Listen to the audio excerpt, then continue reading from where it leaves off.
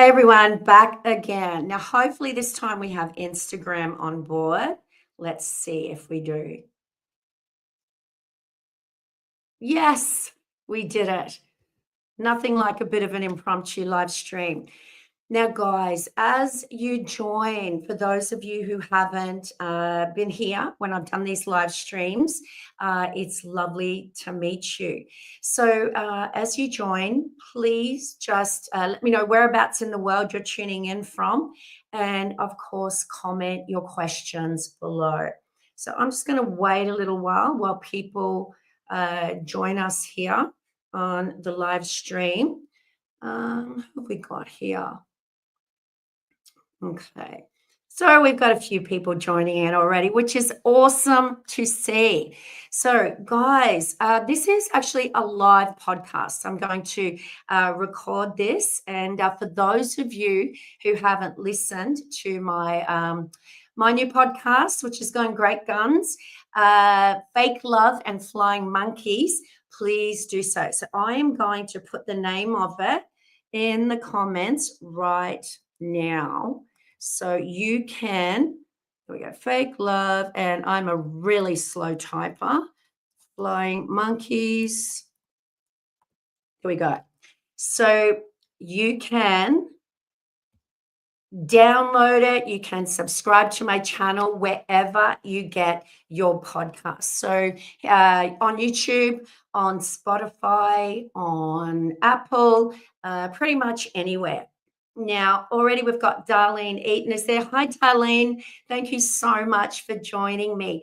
Now, let me know, guys, whereabouts in the world you're tuning in from. This is take 2. We had a bit of trouble getting onto Instagram today. So I think I've nailed it now. I'm getting better at doing these live streams. I've got no one in the background, controlling everything.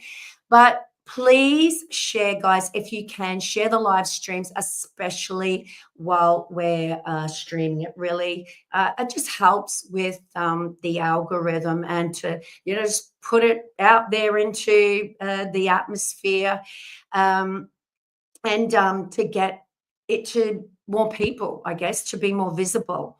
Okay, so we've got Funny JJK edits is there. What is happening here? Well, we are having a live stream, question and answer session around narcissistic abuse, toxic relationships. That's what my page is all about. So if that's you, then you are in the right place.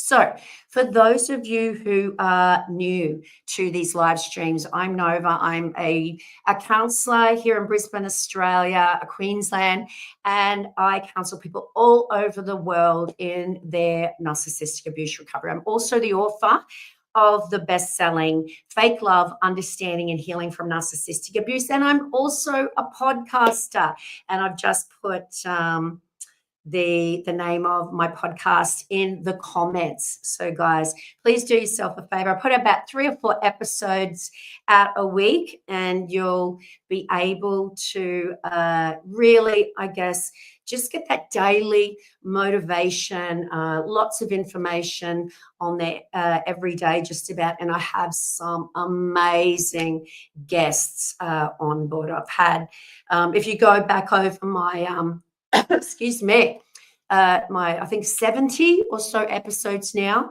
you will see that I've had, some incredible guests, experts in the area, but very well-known experts, but also some victims and survivors who were just so brave in telling their stories to help other victims. Okay, so we've got Darlene there, and Darlene is from Florida. Wonderful to have you here, Darlene. So, Darlene, you're on Eastern Standard Time. I'm getting better at my US time zones. And, I know that Florida's on the Eastern Standard Time. So I hope that, you're not too sleepy, because I know it'll be around, I don't know, what would it be? No, you've changed time zones, so it'd be about 9:30 over there. So, Guys, comment your questions below as you join. And as I said, let me know whereabouts in the world you're tuning in from. Okay. So we've got Kelly Rochelle has just joined. Hi, Kelly. And we've got Full Moon. Melinda has just joined. Hello, Melinda. Thank you for joining us. Let me know whereabouts in the world you're tuning in from. Now we've got the Tamika is there. I'm going to start with you, Tamika. And they say, what if the narcissist turns our children into flying monkeys? Okay.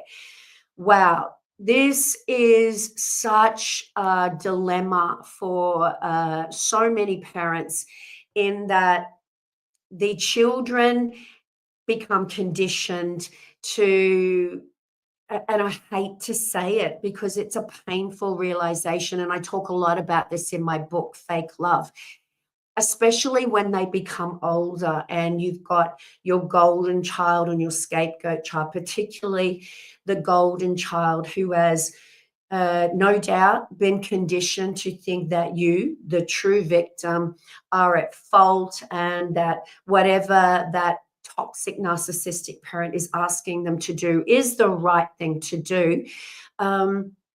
When they're at your place, sometimes it almost feels like you've got a spy in your house. And that is a painful realization to think that you can't even relax. I talk to so many parents who have to hide who they're talking to, hide their belongings around. They can't tell their teenage children, or sometimes even their very young children, if they're taking medication, for instance, because this will all get back to the narcissist and it will be weaponized against them. The children are always used as a weapon to hurt you more.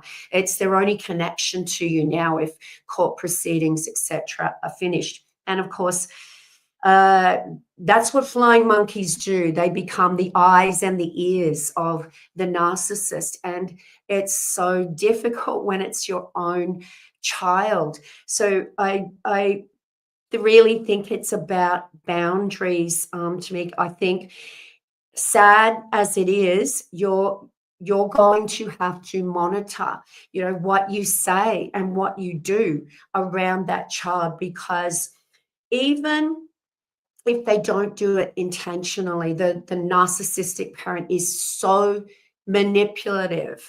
They will get that information out of your child, and it puts a very big weight on the child, on the shoulders of that child. But the narcissist doesn't care. They are collateral damage, and they are to be used, and they feel entitled to use their own children to spread rumors, to spy on you, because the children are their property. And of course, they justify their abuse of you because you did something wrong in their eyes, which is often just being able to live without them and perhaps heal. So it's about adjusting your behavior and having really appropriate boundaries in the home. And I always suggest getting the children into counselling, because we can't ever denigrate the other parent, because the children love their parents most often, whether they're abusive or not. They love their parent, and instead of hating that parent, they hate themselves, and it's a terrible position for a child to be in. So if that's what's happening, it's not fair that you have to do it, but you can't talk to the other parent. You know that as soon as you email them or ring them and let them know that, hey, you're doing the wrong thing, this is hurting our children, and it's hurting me, then you're giving them a weapon to use against you. And of course, that was the goal The goal was to hurt you, so you're telling them what to do again. You're rewarding them inadvertently. So it's not fair, but adjust your behavior. Give them nothing to take back.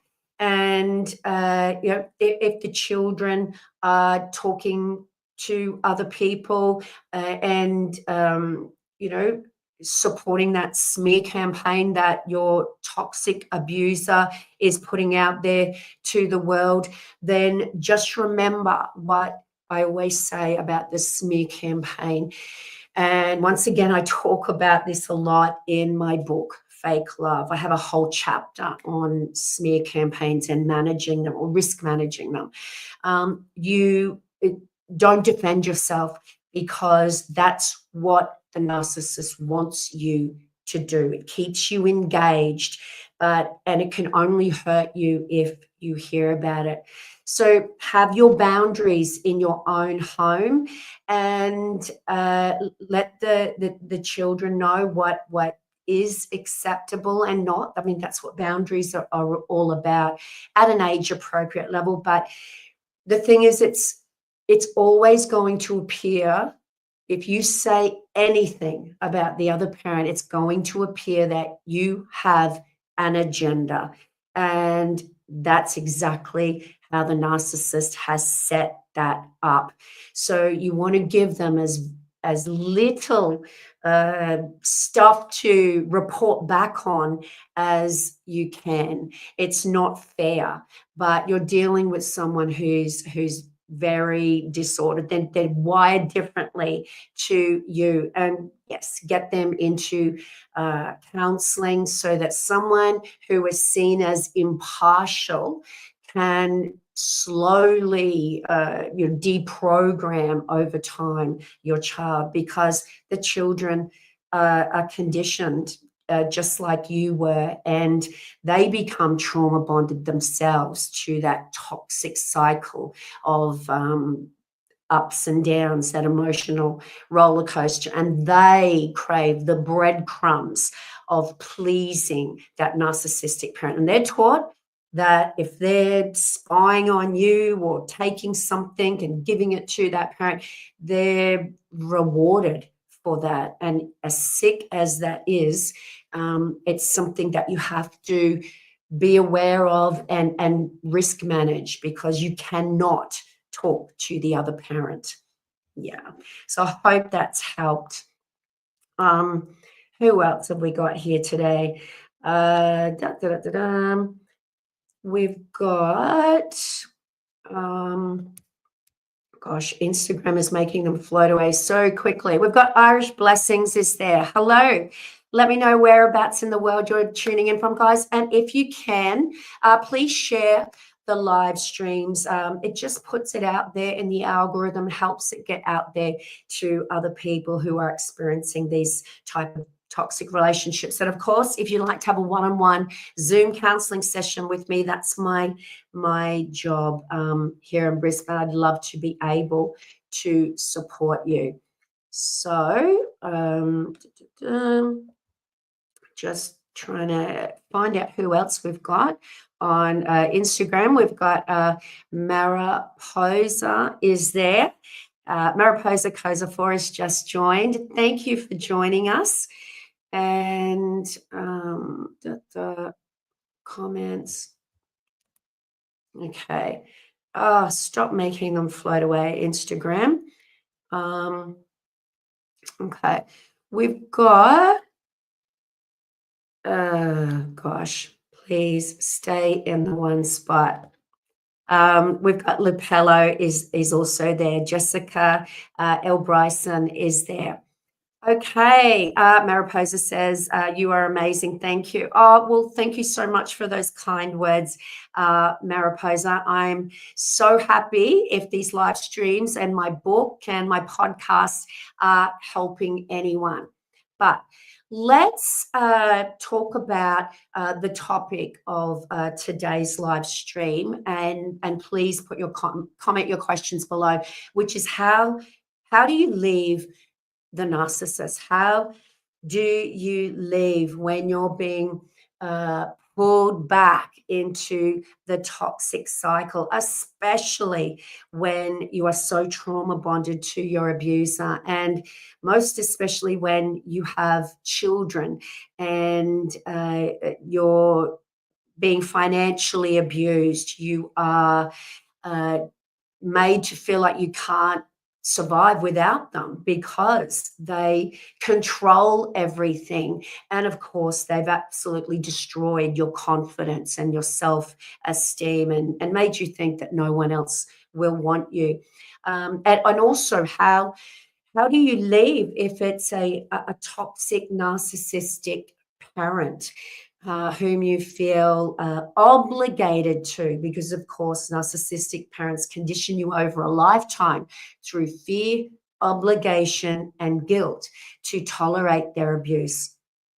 So, let's start with the person, the victim who is still in the toxic relationship, which I know many of you are. We've got Tilly Spinks is there. Hi, Tilly. Tilly says, divorce is not a financial option for us. You won't be able to find a house in a safe location.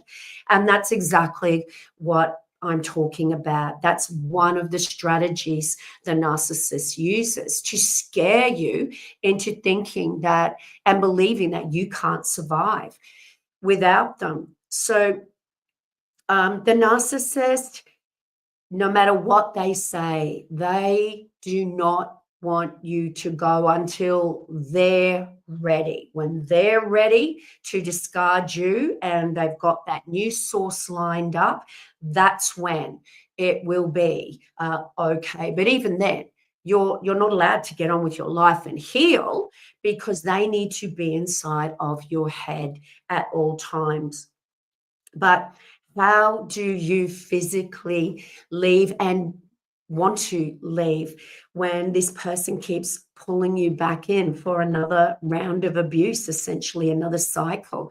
Well, it's incredibly difficult, guys, and it's like any other addiction. Trauma bonding is a very powerful attachment to your abuser, an addiction to that roller coaster of ups and downs that we mistake for love, because the thought of being without our drug, the abuser, is worse than the thought of tolerating the abuse. So leaving them is an incredibly difficult thing to do a lot of the time, and you need lots and lots of support. I think the first thing that you need to do is get support, because you need to have this trauma, which is unlike any other sort of abuse. The coercive control, the narcissistic abuse is so covert, and you are conditioned to tolerate the abuse slowly over time. So you come up with all of these coping mechanisms, survival techniques, if you will, to survive the abuse, which means you normalize it and you minimize the abuse to be able to survive. So being able to validate and understand what you have been going through is absolutely imperative. And often that starts with, we've got our talk. Is there higher talk? I've just broke from a narcissistic alcoholic. I was love bombed. Oh my goodness. Well, I'm so glad you're here listening to this talk. But yes, it starts with validating your trauma. And often that will begin when you start Googling, researching their behavior. That, guys, in itself is probably the biggest red flag that you will ever get, is when you start researching their behavior, because we don't tend to research and Google the behavior of someone that we're in a healthy relationship with. You're researching, you're Googling because it's confusing and it doesn't make sense. Healthy relationships are not confusing. Everyone has their ups and downs, but they're not constantly confusing. Or you may just have that word mentioned to you, the word narcissist, and you key it into Google and you have your light bulb moment. It all makes sense. They tick all of those boxes, all of those 9 traits that we find in the DSM-5, or at least 5 of them, which is all that you need to understand who and what this person is. But more so than those 9 traits, it's when you start to watch your videos and read other people's blogs and case studies and their experiences, and you find that they're nearly identical to your experience. And that's because the behaviors that a narcissist engages in are just so textbook, and it's those behaviors that I believe give you more of a clue of what you're dealing with, rather than the general 9 traits described in the DSM. So leaving is hard, and like any addiction, people go back. I don't know how correct these statistics would be, but they seem to align with other addictions in that people go back up to 8 times before they make that final decision to leave, because it is so hard. And like any addiction, which you don't even realize this is, when you are out of that toxic, chaotic drama zone, you are in withdrawal. So to understand that a little better, I just want to tell you a little story, or give you a little example of what individuals went through and have been reported to go through when they're in a traumatic event, such as a hostage situation.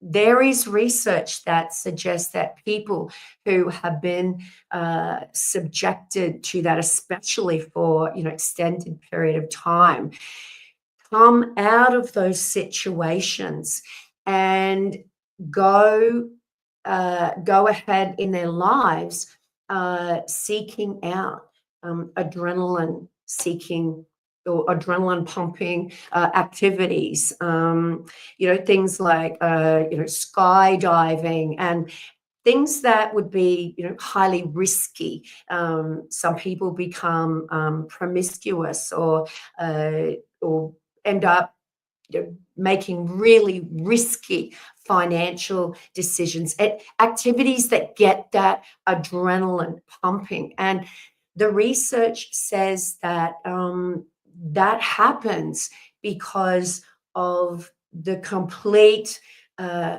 crash, if you will, when you have been in that heightened state. You've been in survival mode for so long. That was your normal. And when you come out of that chaotic, drama-filled trauma zone, then all of those chemicals that were pulsating through your body, where you are walking on eggshells all the time, they crash. So essentially, you end up feeling empty, it's boring.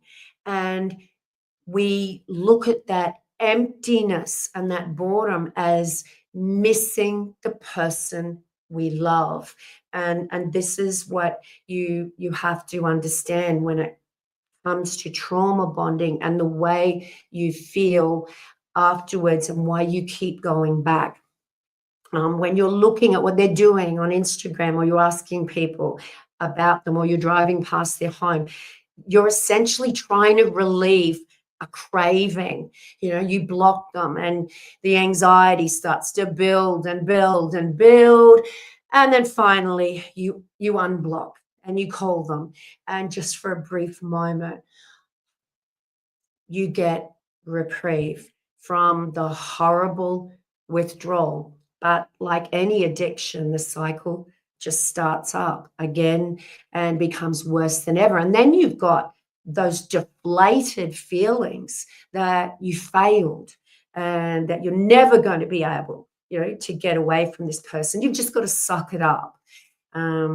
So that's what we call withdrawal, when you are in a position where you're even thinking about leaving and it just seems all too overwhelming, or you've been discarded and you ruminate about your abuser 24/7, just like a drug addict ruminates about the drug they're trying to come off 24/7. That's normal. But you've got to understand why you do it within this context of this person that on a logical level is abusing you, but you just can't seem to stay away. Or if you do, you can't stop thinking about them. Yeah. So I'm just going to see who else we've got here. We've got Granny Goodwitch is there. I love your name. Hi, Granny Goodwitch. Okay. Instagram's been a little kinder with slowing things down. But comment your questions, guys. I love being able to answer as many as I can. But if I don't get around to answering yours, just look for the answer to your question in someone else's. So we've got T's Graphics is there, and they say, I'm still so confused as to how my husband is kind to everyone aside from me. Is there hope for change? Okay.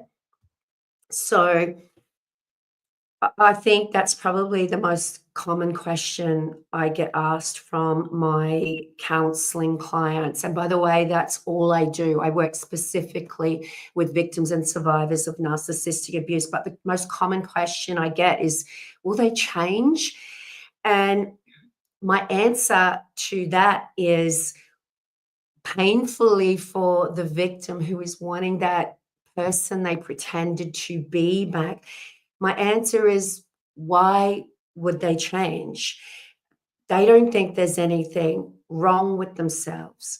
They don't think they have a problem. To be able to change, you have to want to change, and you have to recognize that you have a problem. When we call this a disorder, it's a disorder in terms of they're different from you and I and people that we consider normal in society in terms of having empathy and compassion and treating people like we would like to be treated. But they don't think that there's anything disordered about them. They think the problem is with everyone else.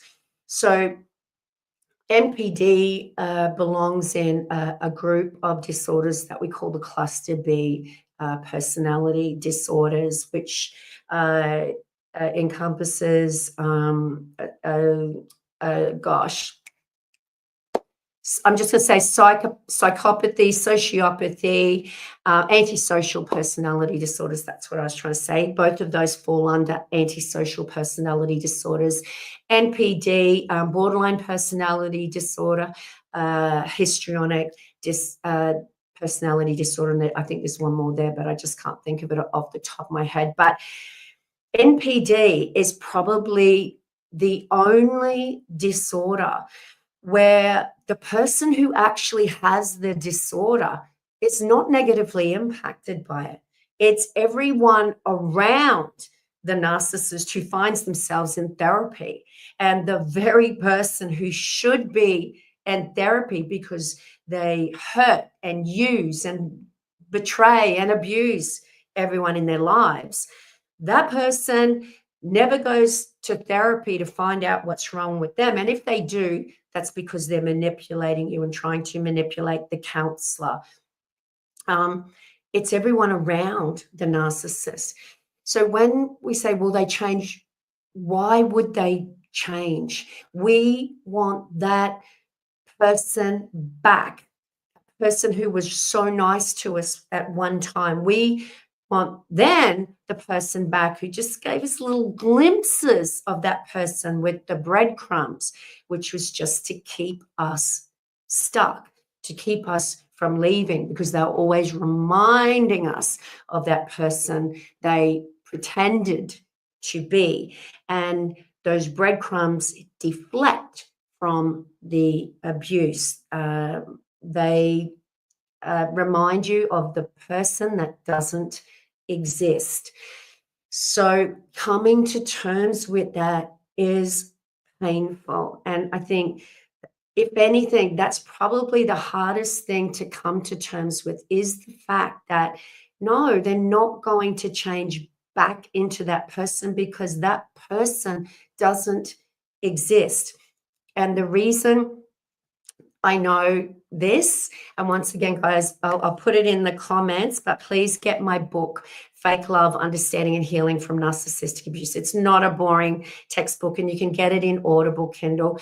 But I talk about the fact that you and I, as normal people with empathy and compassion, we would never dream of pretending to hurt someone and abuse them. Like, why? You would just never, ever pretend to do that.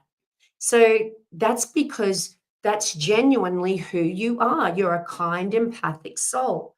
But someone who is like them, who is devoid of empathy and is ego-driven, it's all about sustaining that false self. They pretend to be nice and loving and kind all the time. That these are not isolated incidents. They are ongoing, consistent patterns of behavior. So that's how you know that person that abuses you all the time, and you're telling them there's nothing wrong with their IQ. They can see you're hurt. That's who they are, and they just feel entitled to do it. They justify it. They just don't care, because whatever you did and whatever they're doing to you, you deserve it. So that's how you know that that's not who they are. And of course, that someone who treats you like that doesn't love you, and someone who loves you doesn't treat you like that.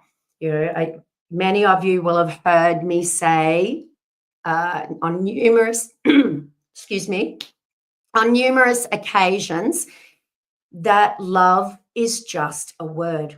It's just a word, but we put so much value on that word, and the narcissist knows that. They know the value that we place on that word. So it's strategic when they pull out that word. Love is only a word unless it is backed up, and then those actions are consistent over time. So it's really a verb. It's a doing word. Love is an action. So when the narcissist pulls out that word, it's because they know the value that you place on that word, and it's all you want to hear, and it makes all the pain go away for a brief moment. And they know that when you've been enduring a round of abuse, it's like, you know, that the classic scene that we all see and on television and the movies and in magazines, where, you know, the cycle of domestic violence ends with, or maybe begins with, depends where you're starting, with the abuser giving them the flowers and saying, "I'm sorry, I love you." They're just words to manipulate you. So when the narcissist is using that word, they're manipulating you. Yeah. Okay. Just going to see who else we've got here. We've got, okay. Wonder if we can, we got a nasty person here. Don't you hate it when you've got nasty people? Hold on. Okay. Goodbye. I just used to learn how to use the block button while we're live streaming. Okay. So just heading on over to Instagram, and this is so cool, guys. I'm now able to stream live to YouTube, Instagram, and Facebook all at the same time, which is amazing. So yeah, please share, guys, and don't forget, if you'd like to have a one-on-one session with me, I am a professional counselor, podcasting and my socials, my side jobs. So I'd love to be able to support you. Just see my website in the description and certainly on my pages. We've got Gemini Light is there. Hi, Gemini. And they say, my adult stepdaughter made up terrible lies. Been 6 years, we don't talk to her. Still post derogatory Facebook posts and horrible texts. Won't stop. Family backs her, say we're wrong not to talk to her. Yeah, and that's the smear campaign. And you soon see the people that are going to be there for you, and that's the people who believe the smear campaign. And unfortunately, there's nothing that you can do, because defending yourself is what the narcissist wants. They would have already told everyone what you're going to say and given them a very plausible explanation. So you walk right into their trap. Going no contact and pretending you didn't hear it is what you need to do, and your circle gets smaller and you lose what you thought were loved ones. But you can't talk them around, because the narcissist, as I said, has manipulated them. And if they're in the narcissist circle, unfortunately, you can't trust them. So go no contact with those people who are abusing you, no matter who they are. And if people want to believe that, then let them. But that also means grieving the people that you loved at one stage, and grieving is also about dealing with the anger and the betrayal of why they're believing someone who's abusing you.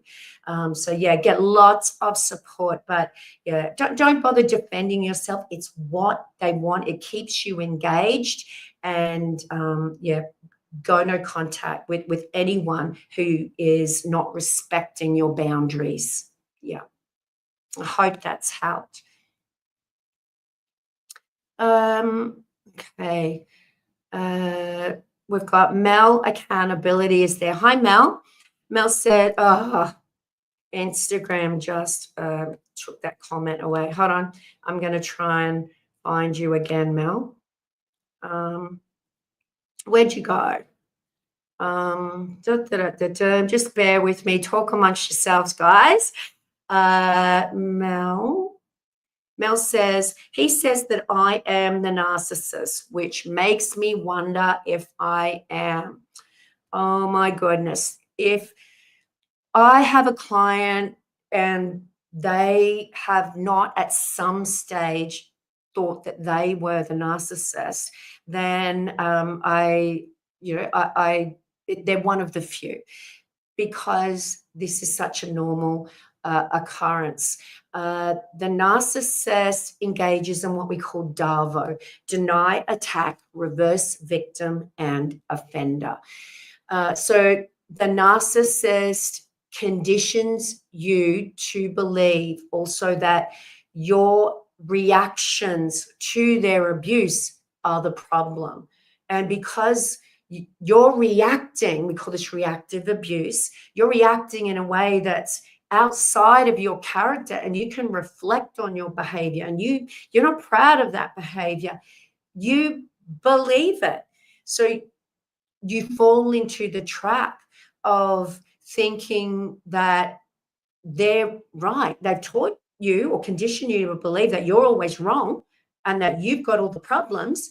So when they flip the script like that, it's so easy for the victim to think that they are the ones with all the problems. In other words, they're the narcissist. So what I want you to understand and believe with all your heart is that if you have the capacity to reflect on your behavior, if you're worried about it, if it concerns you, if you have remorse and the capacity for introspection, you are not a narcissist. Okay, the narcissist conditions you to believe that. It's so common, so normal, and the narcissist is the one who can never reflect on their behavior. They don't care. They will never ask themselves, am I a narcissist? Or if they do, they don't care. They're like, yeah, big deal. So what? It doesn't bother them. So, yeah, please, I hope that gives you a little bit of solace that if you're asking yourself, am I the narcissist? I did a podcast episode on fake love and flying monkeys. So please listen to it, guys. If you're asking yourself that question, that's your biggest clue that you're not. Okay. We've got Michael Chant. He's there. Hi, Michael. Michael says, is feeling profound shame common for those who leave, and why? Yeah. Absolutely. It's common, Michael. Why? Because, well, a number of reasons, but you were, number one, chosen because you are there for everyone else. Your needs come last. The narcissist sensed this when they first met you.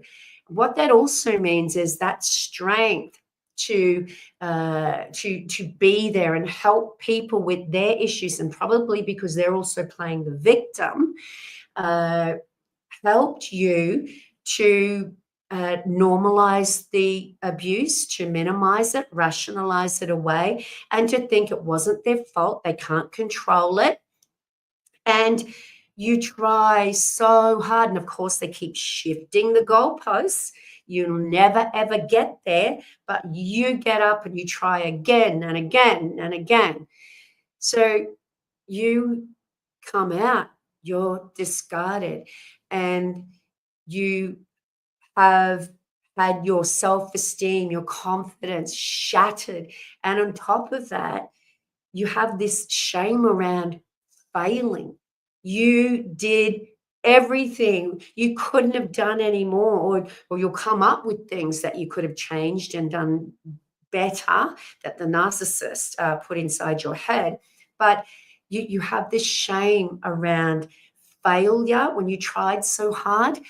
You'll have shame that you stayed too long, and you now see that maybe they're happy with someone else and it's not impacting on them in any way. It's just another Tuesday.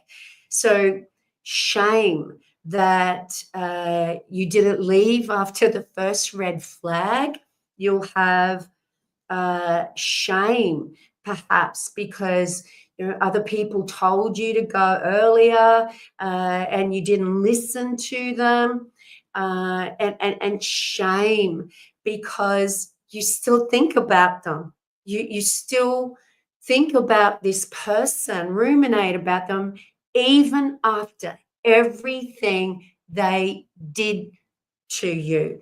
And so many other things, shame that you're not healing like yesterday, and it's not happening overnight. Maybe there is something wrong with you, like your abuser conditioned you to believe, which is not true. You're a you've been traumatized. That's what's wrong with you now. And of course, all the residual effects of that you may have, such as anxiety, depression, and any physical ailments. But certainly anything that you have that wasn't a real issue before the abuse, it is not the cause of the abuse, it's the result of the abuse. The narcissist, of course, will always tell you that it's the cause and it's your fault. But a shame for all of those things and more. And that's why you need lots of support, because you've got to give that shame away to the universe. There is no shame that you deserve to bear. It all belongs on the shoulders of your abuser. But yeah, it takes help and support to be able to give that shame away when it's been, ingrained in you by your abuser. And I remember you asking Michael about narcissistic supply. So guys, for those of you who are interested, narcissistic supply is the attention that a narcissist needs to survive. It's like oxygen to us. A narcissist cannot survive without what we call narcissistic supply. That attention, which proves to them that mask they wear, that they've been working on for a lifetime, that is real. If no one is reacting to them, giving them attention, then perhaps, that they are really that true self that they spend their entire lives keeping buried. So they need the reactions and the attention that comes with things and other people. Now, narcissistic supply is what sustains their ego, or that false self and that false mask. But there's a bit of a misnomer out there that has to be good attention, as in admiration, and that is not true. The attention can be either negative or positive. So negative supply, you hating them, you yelling and screaming, your pain, your frustration is just as potent. In fact, I kind of believe that the negative supply is more potent than the positive, because it makes them feel powerful to bring someone to their knees, to know that sadistically they have that power to control someone's emotions and have them coming back again and again, no matter how much they abuse you. So that's what narcissistic supply is. It's the attention, the admiration of others, or it's the negative attention which comes in, contempt and your hatred, things like that. They don't care as long as they're occupying that space inside your head, good or bad, it doesn't matter. They can also get their supply from things and objects. People are objects. Everyone is objectified, even their own children.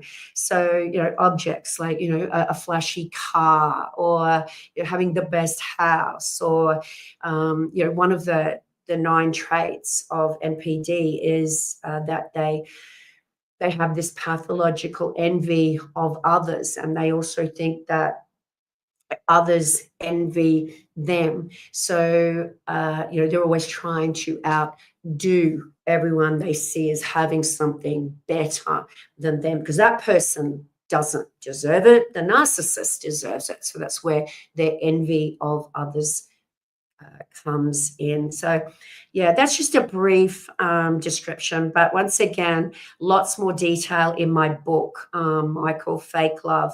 So I'll just put that in the comments now, guys, so you can get it off Amazon or whatever your online platform is, or really pretty much any bookstore in the world. It's available worldwide. So Fake Love, Understanding and Healing from Narcissistic. I am a very slow typer. Narcissistic abuse.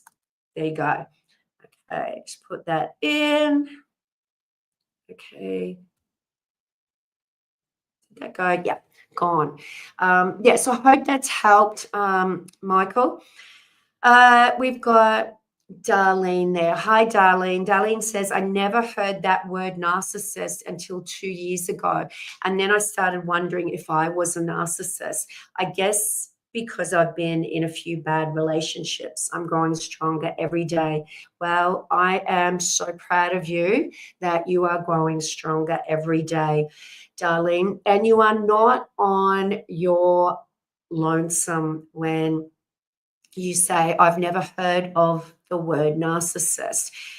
Many people haven't until they start researching, or they've had someone put that word inside their head. They start researching the term, the behaviors of their abusive parent or partner or friend, and they'll start saying, this person is doing this, they're acting like this, and all of a sudden the word narcissist comes up, and that becomes your light bulb moment. Most of us have heard the word at some stage, but we've not really given it any great kind of thought, because we thought what most of society does, which is that a narcissist is someone who looks in the mirror all the time. They're loud and arrogant. They brag a lot, and you can see them coming. And in actual fact, I believe, from speaking to thousands of narcissistic abuse victims and survivors over the years in my counselling practice, that the majority of narcissists are covert narcissists, which means you don't see them coming. They're often shy, sometimes quite introverted, forever the victim of someone else, and they infiltrate your life very, very sneakily. They slide under the radar, and you think that this is the last person that would abuse me, and it's only when it's too late and you're completely enmeshed with this person that you start researching their behavior, and you work out that this particular toxic person in your life is a covert narcissist. And most of my clients have been involved with covert narcissists. Okay, so I'll just answer a couple more questions, guys, before I wrap it up. Don't forget to share and look out for my book and, of course, my podcast, Fake Love and Flying Monkeys. Who else have we got here? We've got Lindsay Lane has just joined. Hi, Lindsay. Let me know whereabouts in the world you're tuning in from. Love to know where you're from.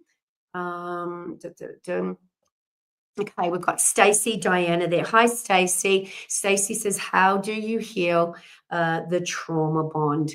And yeah, I spoke about this earlier in the live stream, Stacey, and it takes a lot of support. This is different to any other relationship breakup, and really any other sort of abuse. There's very little understanding around this type of abuse and dealing with the trauma bond in my profession. Most victims will be diagnosed, and rightly so, with things like post-traumatic stress disorder or complex post-traumatic stress disorder. And yes, that will definitely be a factor 9 times out of 10, but there's also a syndrome that's not widely known. It's not yet in the DSM, that we call narcissistic victim syndrome. And in that syndrome, there is, the concept of trauma bonding, where you become addicted to this relationship. And unlike any other addiction, you can't wean yourself off the narcissist, because anything puts any kind of contact, and that means looking at their Instagram, going minimal contact, gray rock, we call it, if you've got kids or you work with them, but otherwise no contact, because any contact is like putting the needle back in your arm, and it just makes it so much harder to leave and get off that roller coaster. So lots and lots of support. Please find a narcissistic abuse therapist like myself to help you. Gather your loved ones around you, create that fortress. Your self-care is everything. Join us, a narcissistic abuse recovery support group online. I talk about in my book, Fake Love, the concept of looking at this as someone might, if they were an alcoholic, and get yourself a sponsor. If you feel like you're going to unblock them, or you're going to look at their new targets, Instagram, or you're just going to do something because their anxiety is building and building and building, don't wait till that craving. That's what it is, a craving. Don't wait till that craving is so out of control that the only thing you can do is unblock them. Call your sponsor, your best friend, your mum or your dad, whoever is your support person, to talk you out of that. But you've got to get you've got to batten down those hatches and get lots of support, validate your trauma, and prepare for the bad days when you will have cravings, because it's not just if, it's when.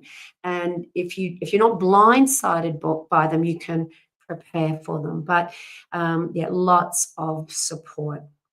But I might leave it there, guys. I just wanted to thank you all so much for joining me here. I know it was a bit of an impromptu one, but I wasn't able to get on yesterday because of Facebook problems. So please contact me if you'd like to have a one-on-one Zoom session, no matter where you are in the world. Please get your copy of Fake Love, Understanding and Healing from Narcissistic Abuse, my best-selling book. I put the name in the comments, and I've also put the name of my podcast. Subscribe to Fake Love and Flying Monkeys wherever you get your podcast. And, of course, follow me on YouTube at Nova Gibson if you haven't already done so, on Facebook at Nova Gibson Counselling Service, and on Instagram at Nova Gibson. Love to see you across the board.